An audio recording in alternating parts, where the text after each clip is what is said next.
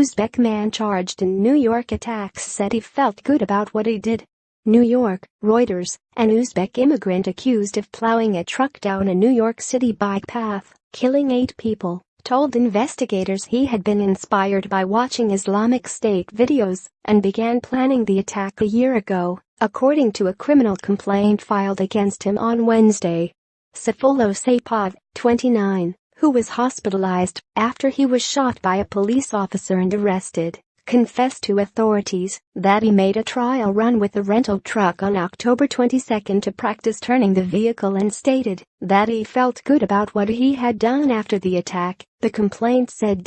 Graphic, where the New York truck attack took place, tmsnrt.rs 2z3xv. The 10-page charging document said Saipov waived his rights to remain silent and avoid self-incrimination in agreeing to speak to investigators without an attorney present from his bed at Bellevue Hospital Center in Manhattan.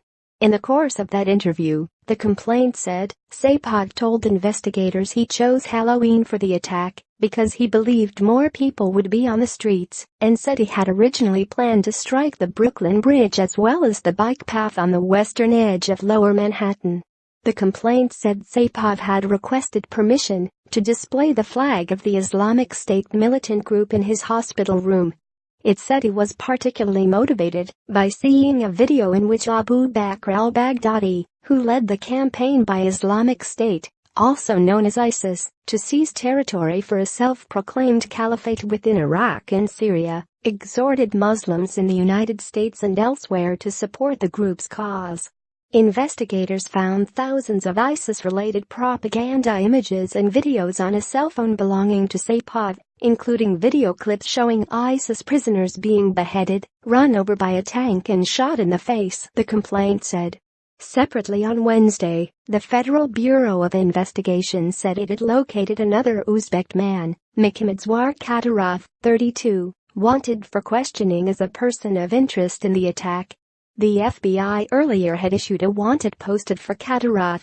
The assistant director in charge of the FBI's New York field office, William Sweeney Jr., declined at a news conference to give any details on Kadyrov or where he was found. U.S. law enforcement officials, speaking on condition of anonymity because the investigation was ongoing, told Reuters that Saipov had been in contact with Kadyrov and another person of interest in the investigation, though they did not elaborate.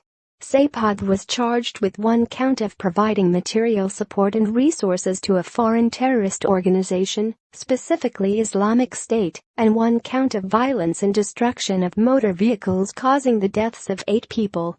Manhattan Acting U.S. Attorney June Kim said the first count carries a maximum penalty of life in prison, while the second would make Saipov eligible for capital punishment if convicted, if the government chose to seek the death penalty. Additional or different charges could be brought later in an indictment, Kim said. Vehicle assaults similar to the New York attack took place in Spain in August and in France and Germany last year, claiming dozens of lives.